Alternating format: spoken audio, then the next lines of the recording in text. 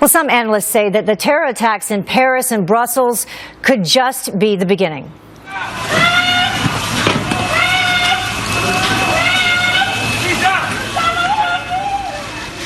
ISIS has trained at least 400 fighters who are spreading throughout Europe. That's according to the Associated Press.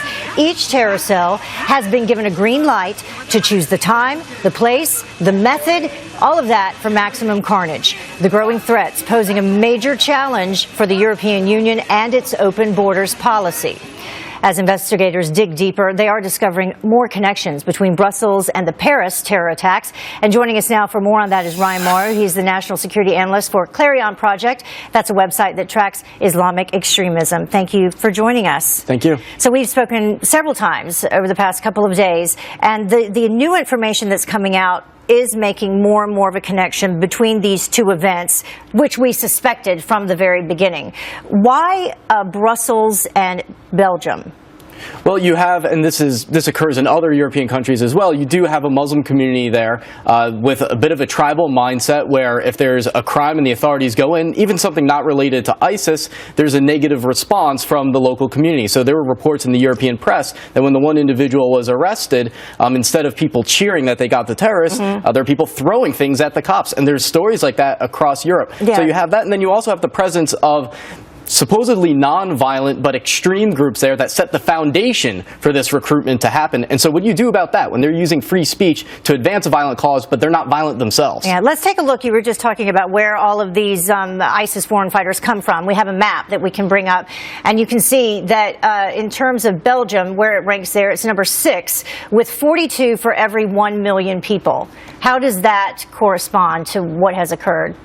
Well, it just shows you that there's a problem coming from within the country. It's not just about foreign fighters coming into a place like Belgium and then radicalizing the place. No, it's actually being bred there, and then it results in foreign fighters going overseas to develop the threat in places like the Middle East. But there's also a strategy here. It's not just jihad for the sake of jihad. In ISIS's English language propaganda magazine, for 12 pages in one issue, they talk about a strategy, what they call the extinction of the gray zone. They say there are 3 types. Yeah, and what is the gray zone? Well, they say there's 3 types of Muslims. They say there are those that are loyal to the West, have fully adopted their ideology. There are the true Muslims in their mind, the ISIS supporters. And then there's a huge amount in the middle, the gray zone. And the way you extinguish the gray zone in their mind is you provoke a violent and a repressive response from non-Muslims towards those Muslims in the middle, and they believe that will push them into the ISIS camp. And they say this for 12 pages. So, in simplified terms, what they think they can do is come over in these communities, and Muslims who have not swayed one way or the other, they can sway them by actions that they force the community to take on, the community leaders or so. They're hoping for an anti-Muslim backlash. Exactly. That then radicalizes the communities and says, you know what, maybe ISIS had it right after all. Well, and if we go back to these Abd al-Salam, those 2 brothers in particular, we often hear that these people are repressed. You know, they can't get a job. They were business owners, you know, and so it's not like they didn't have a successful track, as with the Boston bombers here in the United States. Well, it's actually not 2 separate things, because when there's a backlash that then can enable the extremist ideology to gain hold more, but it's true that it's not about desperation. In fact, when you look at the numbers... It's not about, necessarily economic hardship. Right. Those that join ISIS are more likely to be from the middle class or the upper middle class. So that's why I'm not surprised that this area of Belgium that we've been talking about is a working class neighborhood, because that's what you would expect based on the data. And in terms of it coming over to America, I know that we've heard numbers recently, the ones that we just reported from the Associated Press, 400 or so fighters who have trained and returned in Europe. An original number that you and I talked about all across Europe, about 5,000, upwards of 6,000 people who had gone to Syria to train. What do we need to be worried about in terms of Americans who have gone abroad to train?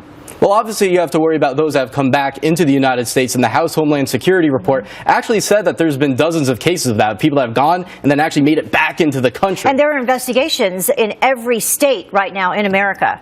Right, and then you have to also think about who are they going to radicalize, because those that traveled, you have some information on them, but who are they talking to and bringing into their cause? You're not going to have as much information on them, if anything. And there are communities like one that you discovered in Texas. Right, this group Jamaat al-Fukra is not ISIS, but has a similar separatist ideology, very anti-American, anti-Western, and so this problem is bigger than just ISIS, this separatist radical Islamic ideology, and it does exist in the United States. All right. Ryan Mauro, thank you so much for joining us. I'm sure I'll see you again. Thank you. All right. Well, Tara.